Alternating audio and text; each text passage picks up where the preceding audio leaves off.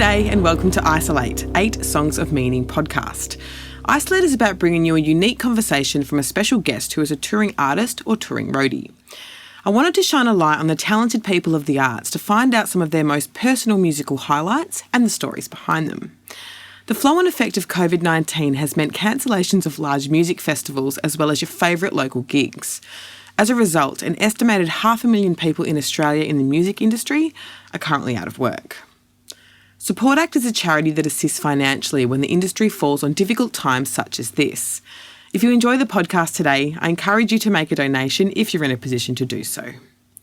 As well as musicians, there are many people behind the scenes who make gigs happen. The sound engineer, the tour manager, the lighting designer and more. They all play a pivotal role to ensure that we as punters enjoy the best possible performance night after night. It's important to remember that these uncertain times will pass. The shows will go on, and these wonderful creative people will get back to doing what they love. So, let's meet the people behind the musical magic.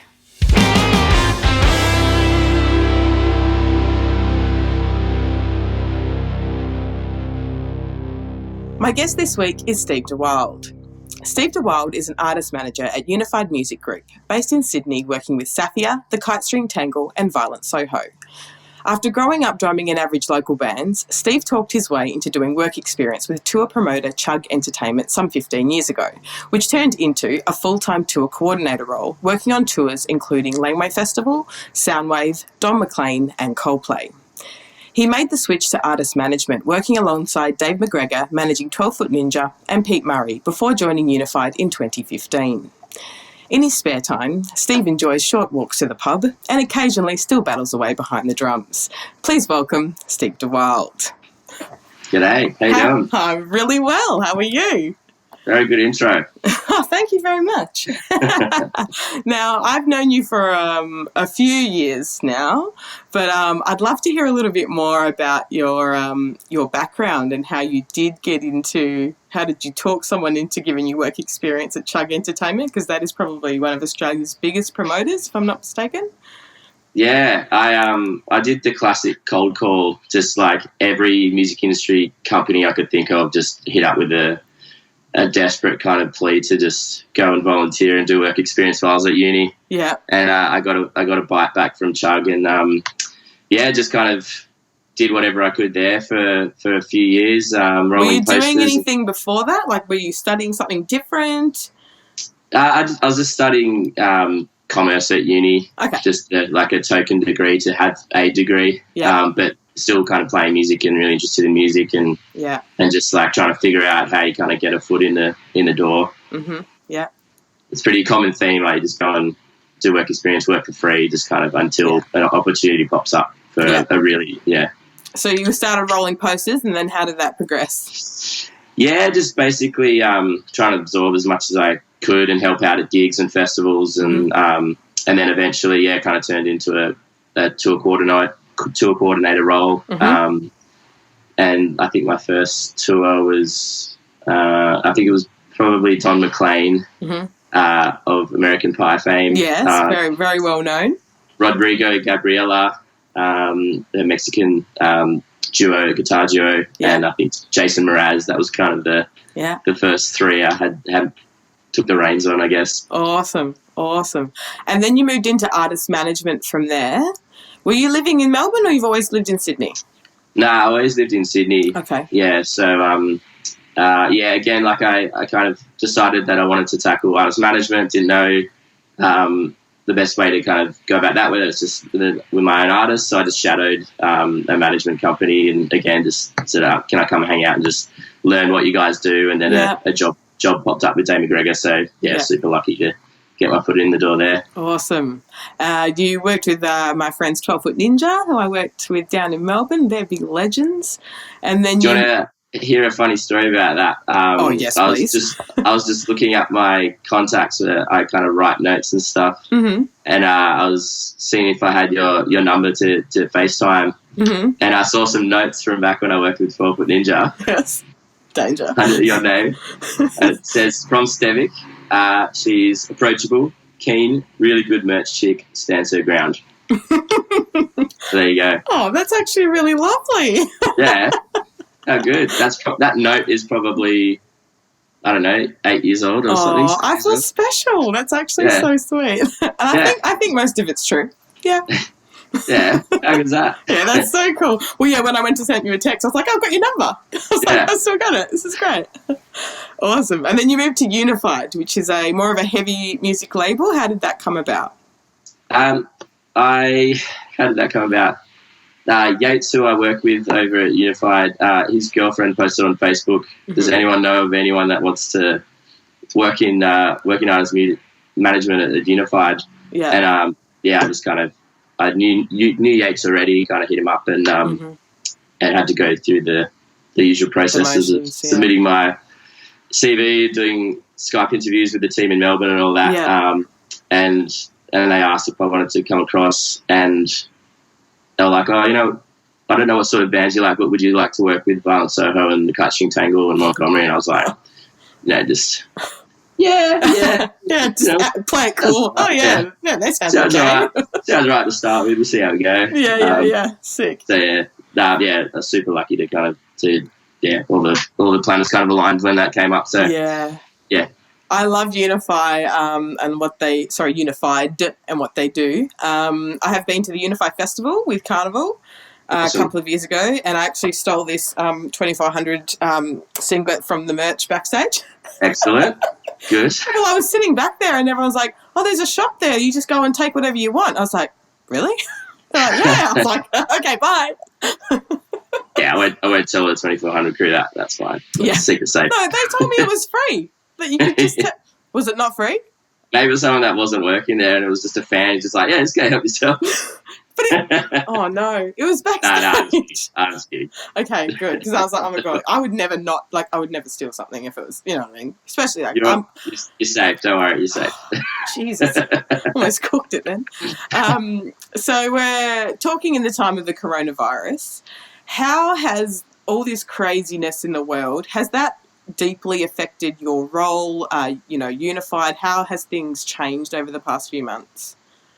Yeah, obviously, the first thing is that no one can tour. Yeah. We had to work around a couple of things at the beginning as Corona was just kind of kicking in with album releases coinciding like right at the start of lockdown and not being able to do promo and signings and touring and stuff like that. So we've had to move a lot of tours, and we're all working from home, that sort of biz. But I guess on the plus side, all of our artists are kind of getting busy in the studio and collaborating and writing and recording. So on that front, it's okay. But obviously, there's the financial ramifications of not being able to tour and get the most out of some of our releases, I suppose. Yeah. But has there been any sort of new opportunities that have come out of it? I've seen a few people sell tickets to live streams and things like that. Yeah, there's been plenty of that going on. Cool. Weirdly, online merch has been able to kind of sustain some of the artists. Online merch is selling okay. A lot of people, I guess, wanting to buy hoodies and comfortable clothing while they're sitting at home and not spending as much money kind of partying and stuff. I guess they got a bit much. And the sentiment is they want to support artists. Exactly. So, so I guess that's one plus, I think, is online merch is doing okay. I did see the other day, I can't remember the bands, a couple of bands were doing face masks as merch. Yeah, we've seen Amity Affliction and Ocean Grove and Thornhill. I saw Thornhill. So it's people need it, particularly in Victoria. They have to. I know. Have to wear them. So I know. I think win-win. It is. It's strange, but I may as well make some money out of it if you can. If you're in this weird time. Yeah, and if you have to wear a mask, you might as well rock something that you're into. Passionate about. Yeah, I agree. Now, discussing the whole corona thing, some people, particularly in Melbourne, we know at the moment are in isolation. I'm in Perth, you're in Sydney, so I think we're a little bit luckier in that regard. The first question that I ask my guests, yes for now, is do you have a quarantini? So if you're in lockdown, what is it that you're drinking? Because I feel like everybody is drinking a little bit more than they should at the moment. At the start of corona, we had a drinks trolley, which was just full, and a lot of it was just like little dregs of spirits that we'd never drink. Yeah. And we've just cleared it, like it's all gone. You can probably see my booze cabinet behind me, and it's about the same, yeah? Yeah. It looks like it needs a restock. I know. But I've been getting into old fashions. I've been making them. What's that? Is that rum? It's like a bourbon whiskey or a rye with bitters, orange peel, and ice, and sugar syrup. So sounds delicious. Yeah. Now, the other thing I think I found in ISO is that people have been getting fat because we've been eating because there's nothing else to do, and supporting local businesses on Uber Eats. Exactly. So what's your ISO snack? In ISO, I set myself a challenge earlier because I'm obsessed with like soup dumplings, xiaolong bao, they're called. Oh, yeah. I didn't pronounce it right, but Din Tai Fung's like just down the road. So I tried to make them from scratch. So that was... What's in them? Is it like flour? I've never tried to make them. Yeah, I guess you make like a little dough out of flour and water, and then it's just like a pork mince with all these like spices and sauces, and then a bit of like, you got to make a pork jelly. I don't know if you're vegetarian, but so basically when you steam it, it gets hot, the jelly turns into liquid soup. Oh. So I've eaten them and I love them, but yes. I've never made them because I'm just like, that looks way too hard.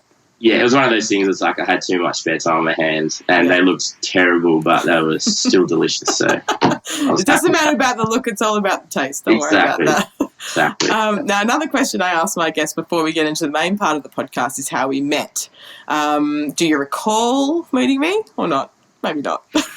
Test in a memory. I reckon it was probably a 12 Foot Ninja show. I don't know if it was West Coast or Melbourne. Yeah, I think when I was living in Melbourne, I was working with 12 Foot Ninja. They were kind of just starting. This is around 06, 07. Right. I can't remember if it would have been the launch of their first EP, I'm pretty sure. And they had some really strange merch over those years, I remember. But I remember meeting Dave and I remember meeting you guys at the ESPY at the booth, because I would have been... The front bar or the Gershwin room? No, the Gersh always. Yeah. Although I did see them at the front bar once, but mainly the Gersh. But I was either being a door bitch or a merch bitch or both. Do you remember the T-shirt they did that said, "I bought cakes"? Yeah, so I sold that. What was that about? I just remember the T-shirt, but I don't remember why they made it. What was was there like a video about that or something? They did. They always do these skit videos, which were pretty well done. Like Stevik's a bit of a crazy genius and comes up with these weird ideas. But basically, there was some ninja mission to steal all their instruments for a rehearsal, I think. Right. And then someone rocked up late and everyone's pissed off and he's like, "But I bought cakes." Yeah, it was just like, it was out of nowhere and we just like, "Hey, let's make a T-shirt." I don't know, I can't remember. Did they sell? I don't know if they sold. Yeah, they did. Because people rocked up and they were like, "Oh, the cakes." And I was like, "Huh." And I'm pretty sure we had cakes as well at the merch desk. Like, I might have been Steve. I don't know if it was someone from... Yeah, I don't know if it was someone from the family or a fan, but there was definitely... Someone was like, "Well, if someone buys a T-shirt, give them a cake." I was like, "All right, no worries." Freaking weird. It all works, whatever you can flog. Oh, yeah, back in those days, or even now, I suppose. Yeah. Something a little bit different. Yeah. All right, we're going to get into the main part of the podcast now. I'm going to take it right back, and I'm going to ask you, what was the first song or album that you ever purchased and where from?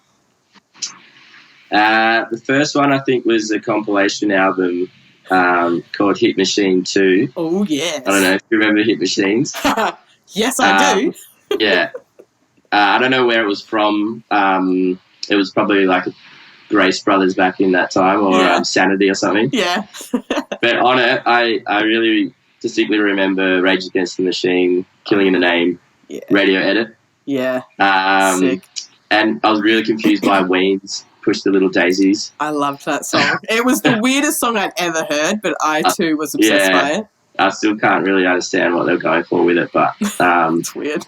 And there was this song called Push the Little Daisies. Yeah. Sorry, there was a song called... I love it. And then there was another one, it was like The Three Little Pigs, and it was this band called... Green Jelly? Yes. And it's like... It's like a fairy tale, but it's it's so bad, but like that really sticks with me as well. I remember, and it was bam, bam, bam, yeah. Yeah, that was sick. I actually, the last podcast I did, he answered this question with, I think he had Smash Hits 93 or something like that, CD compilation, and it was all full of old bangers like this one as well. So good. So funny. Killing in the Name was your introduction to music. That's pretty impressive. We were pretty young at that stage, so that was like a pretty full-on song, but yeah. I'm impressed by that answer. What's that? I said I'm impressed by that answer. People have way more embarrassing ones than that, so that's a good one. There's way more embarrassing ones after that, but I'll keep the credible answer of Rage. Good. All right. What was the first live gig you ever attended? The first one was, I think it was Livid Festival, which is like a touring festival. It's like you had your home bag picked out and Livid. Yeah, you did. And it was a pretty stacked lineup. I think it was at like Sydney Showgrounds or one of those kind of places. Showground. Yeah, I don't think Homebush was hosting festivals then, but yeah, it was like Oasis, Powderfinger, Green Spoon, Powderfinger, Unwritten Law, One More Short. Like, it was a good one. Bangers. Yeah. And what was your pick of the day for songs of that festival? Can you recall? I'd say I've got this memory of Green Spoon Champion, like it was like the first mosh pit I've ever seen. Yeah. So that one sticks out in my mind. And Body Jar, You're Not the Same. Oh, like just absolute bangers. They're both bangers. And that Guide to Better Living album, love it. Yes, yeah, so good. Now, who was it that influenced young Steve musically? Young Steve was influenced by older brother Nick. Yes. Okay. How many years older? 5. Okay. Yep. Yeah. So yeah, he played guitar at home, and was listening to a lot of kind of punk rock and grunge and stuff. Yeah. Whereabouts did you grow up? Is like suburban Sydney? Yeah, Northern Beaches. Yeah. Sydney, and it's family home, one house throughout our whole kind of upbringing, and fond memories of just thrashing Nirvana and Lagwagon and whatever else. Like a lot of Muse and stuff like that early on. Foo Fighters. Nice. When I was, I would say my influences, I had 2 cousins that were also 5 years older than me, one male, one female, and the male cousin was into like Metallica and Pantera, and the other cousin was into like Snoop Dogg and Salt and Pepper, so I had this like total blend of genres that came together. Yeah, just this sandwich. This weird sandwich. Yeah. So did Nick used to play Lagwagon on the boombox, or did you have like tapes back then? There's a lot of tapes. I remember NoFX, Pennywise, all on cassette. The Vandals, I think the album's called Live Fast Diarrhea. Yeah. Sick. But, like CDs, like I think there was a bunch of blank CDs, burnt CDs. Floating around. I remember it's like the modern day mixtape. Well, modern day, but back then. Yeah. Yeah. We had like a home stereo CD player. Awesome. Now, you said that you started off with Chugg after banging on the door there. They finally let you in. Yeah. Was there a moment or a tour or a song, something that made you realise that being a person of the arts or, being in management or touring was going to be your career path or your calling in life? Working with them, I remember... I clearly remember... Don McLean Tour, because it's kind of the first one that I worked on. He hadn't come to Australia for years. Yeah. And it was at the Opera House, and we did 2 sold-out shows at the Opera House and national tour. Awesome. And, that was super interesting because him and his band were like mid-70s. Wow. And they're just rolled in, the rock and roll white long hair and like complete pros. Yeah. But, that was an awesome experience. It's such a, amazing catalogue, and... He'd hold American Pie till the end. of the set, and then just play this extended 10-minute version because he knows everyone. Oh, that's what they came for, yeah. And then got to the end, and everyone's about to get up, and then he just go, we'll go to the next song. Don't leave. Really just trying to keep people in the venue. That was pretty funny. Oh, that's nice. I also remember the Coldplay tour.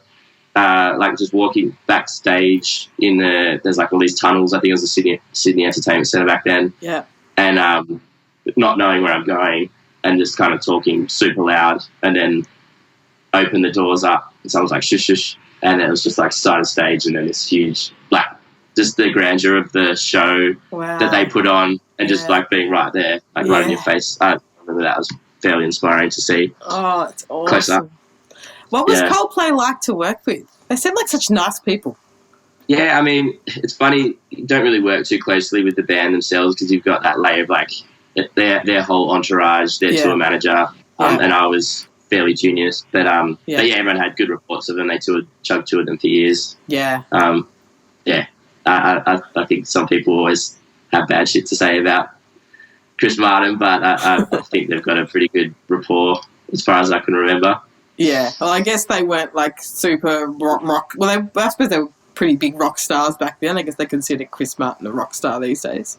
Yeah. I don't know how preachy he was back then, but I mean, they put on a big arena show, and can't bag it too much. Nice, I like it. All right. Speaking of working with bands, have you had a fanboy moment? Have you worked with your favourite band? What's one of their songs that you love? Can you tell us a story behind that?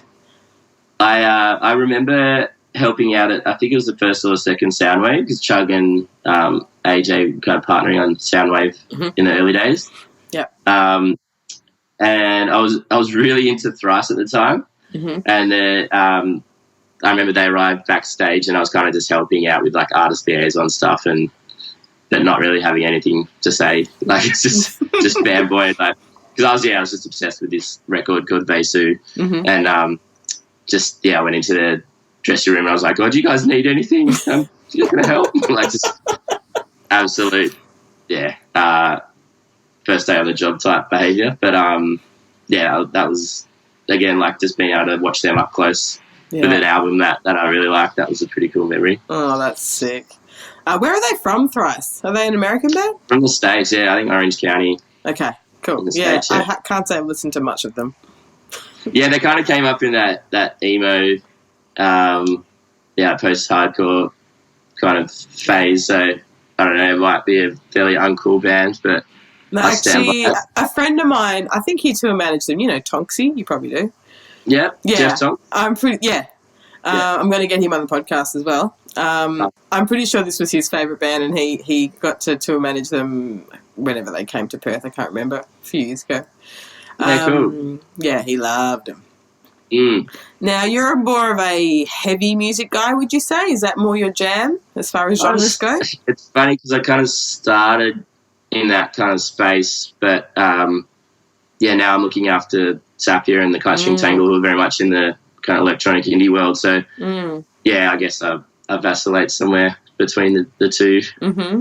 Yeah. If you could pick an absolute banger that's, I guess, from a genre that people wouldn't necessarily associate with you, what's a song that you would pick for that?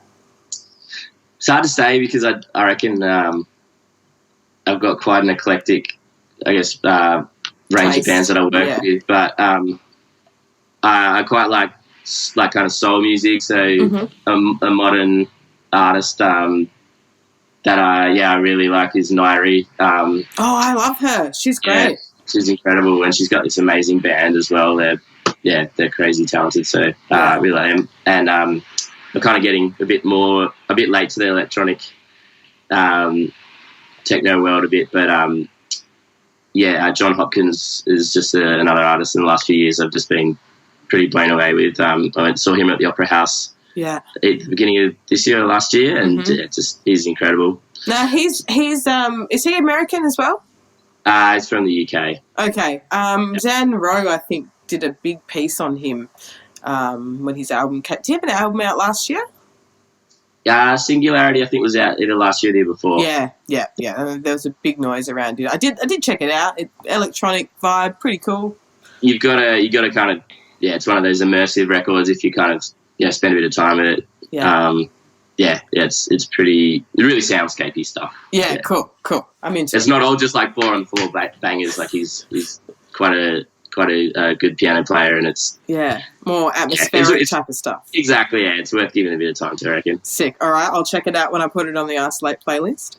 Nice. Now, as a tour coordinator, I suppose you would have spent a lot of time on the road. Would that be fair? Funnily enough, in those days, not really. Like you do the setup, you do a lot of the the ticket builds and the marketing and logistics, and then you hand over to tour managers to kind of take from there. So in the early days, they're actually you're kind of doing it from an office, and not so much touring, but probably a bit more touring nowadays in the management. So what's your favourite tour van? Because you spend a fair bit of time on the road in Australia, I would assume. What's your favourite tour van song or driving song? It's not necessarily my favourite, but one that comes to mind is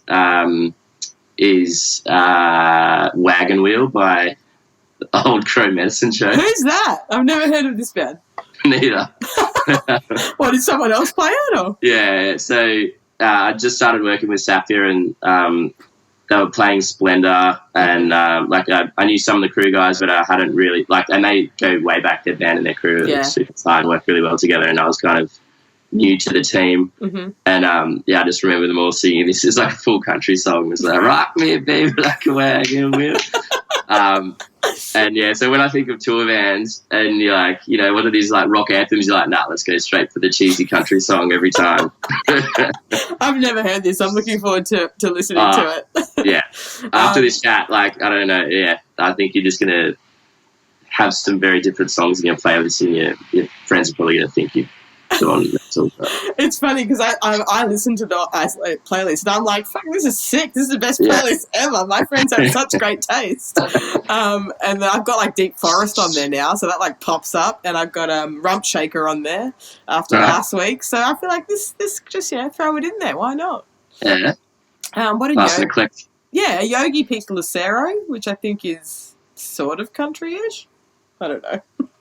A lot of the songs I've never heard before, but now I dig them all. So it's I guess because sometimes those songs are tied to weird memories or kind of sometimes just novelty songs rather than necessarily everyone's taste. Yeah, exactly. Okay, moving on to the next question, which is actually our last question, but I've got a couple of post-podcast quick-fire questions for you after that. We're talking, obviously this podcast for me was something that I wanted to do to raise money and awareness around Support Act. Between the both of us, I'm sure we have a lot of friends who are not working right now, and it's pretty scary times, and I don't know, I think we've all felt like we've had struggles with mental health probably in the last few months because the world's just so unknown. So my last question is about a song that's helped you find strength or find your voice in a dark moment or something that you feel empowered by. What song did you pick for this one? I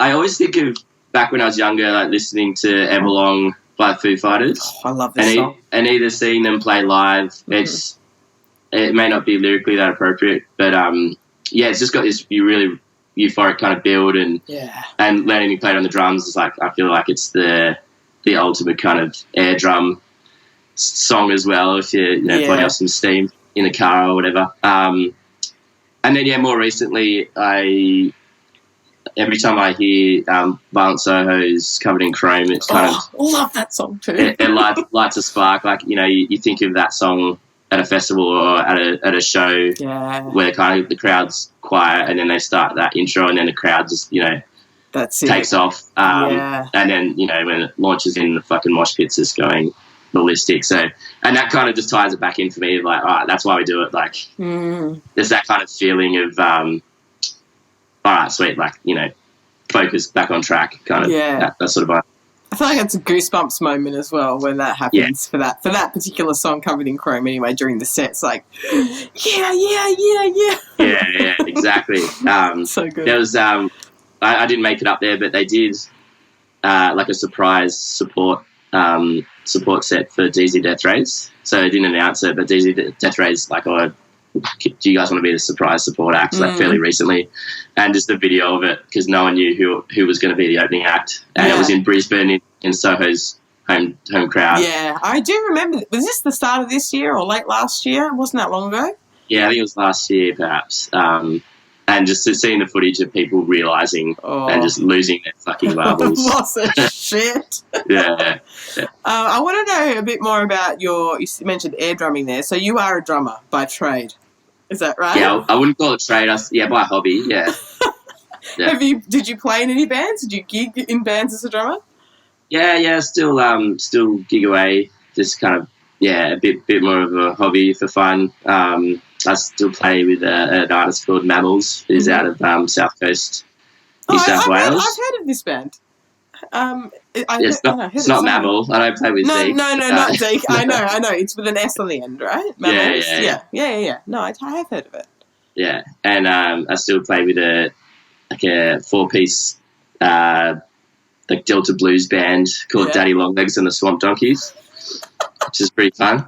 They kind of just it's like we'll just kind of set up a PA in a brewery or a pub and play for like 3 hours, largely kind of just riffing off each other, which is pretty fun. So yeah, sounds awesome. Yeah, good. All right. Well, we've hit the end of the podcast of the main questions. I'm going to hit you with some quick fire, like basically just 2 artist names, and you just got to pick one over the other and don't think about it too much. All right. No worries. Ready? Oasis or Blur? Blur. Okay. Metallica or Pantera? Metallica. Kendrick or Kanye? Kendrick. Biggie or Tupac? Tupac. Ooh, West Coast. Katy Perry or Taylor Swift? Oh, that's hard too. Katy Perry. Okay. AC/DC or Cold Chisel? Fuck, these are hard. I like both a lot. Yeah, me too. I'll go Chisel for the... Favourite song? Have you got a favourite Chisel song? Yeah, it's Flame Trees. Nice. But because we've... do you know Glenn from Birds? He's another Perth local. Yeah. We're kind of obsessed with ruining songs by clapping on the 1 and 3 instead of the 2 and the 4. Oh, I've heard about this, yeah. And so Flame Trees is a good one because it's looking like a fly girl clapping on the 1 and 3. And it's ridiculous and it's not funny to anyone else but us. But no, I think it's funny. So yeah, that's why that one comes to mind. Awesome. Okay, and last one is Crowded House or Split Ends? Crowded House. Yeah, I think everybody's picked them. Have you got a favourite Crowded House song? Because they're one of my ultimate favourite bands. Yeah,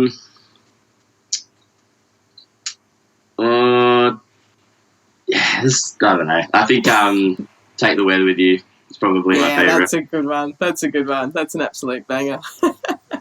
Awesome. Yeah. Now, Steve, what's coming up next for you? What are the next few months going to look like with all this sort of uncertainty around touring? Well, it's actually good timing.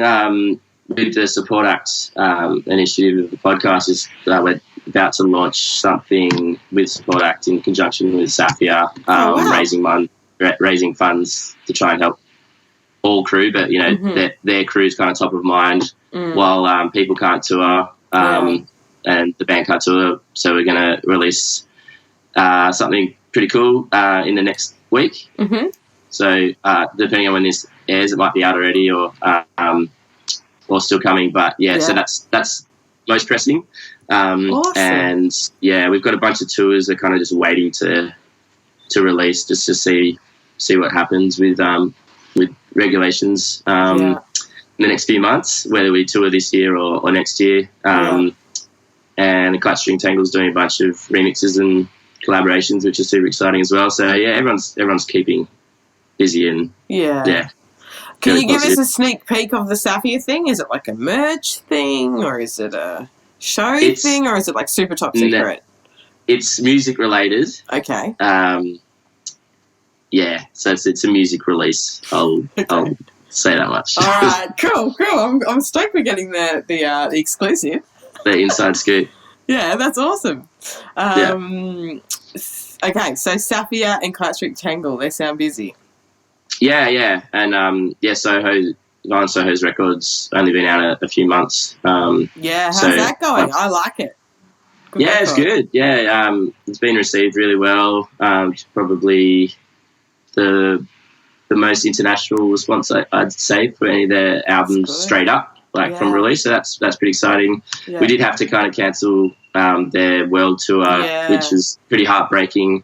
But hopefully next year the guys will get back on the road and be able to tour the record. Yeah, well, there's actually, Perth, basically, we're sort of almost back to normal, and tours have sort of just started to be announced. So maybe you could just get them to come here? Yeah, it's kind of that thing where there's a few offers for different bands popping up. Like, you can play a normal show in Perth and everyone's standing and it's like a normal show, but you kind of got to isolate for 2 weeks. Of course. Yeah, so that's the tricky part. Hopefully, I think there's some travel bubbles opening up between Tassie, WA, Northern Territory, South Australia. Yeah. There might be some touring opportunities with that sort of stuff. We kind of got to wait and see. Yeah.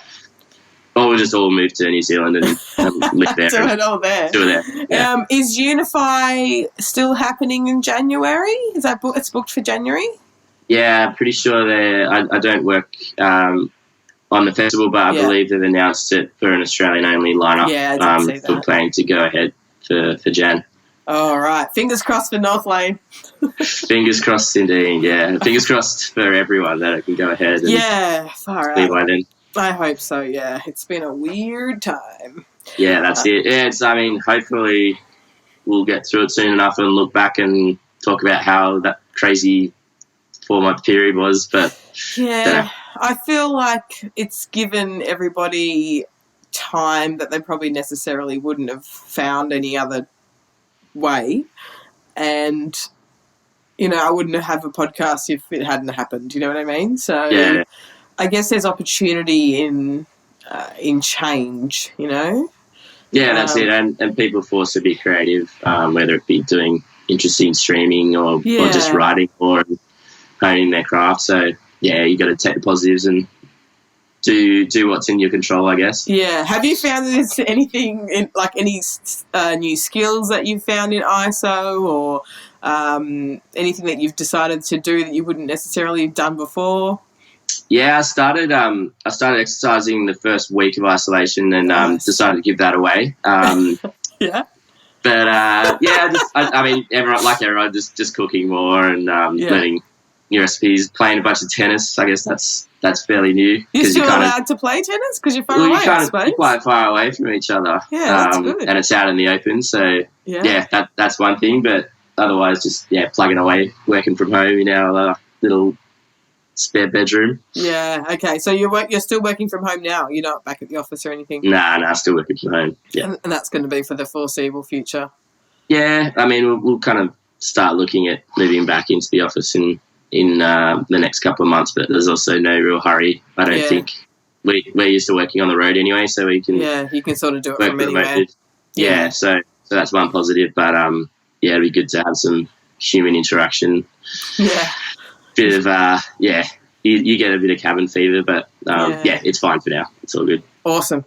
All right, Steve, I will let you go for this afternoon. Thank you so much for your time. I've really enjoyed your picks. They've been great. Everyone like, share, subscribe, all that fun stuff. 5 stars or I'll kill you. No, I'm just joking. Listen to all the choices on the Isol8 playlist on Spotify. And, thanks again, Steve. And everyone will see you next week. Awesome. Thanks for having me.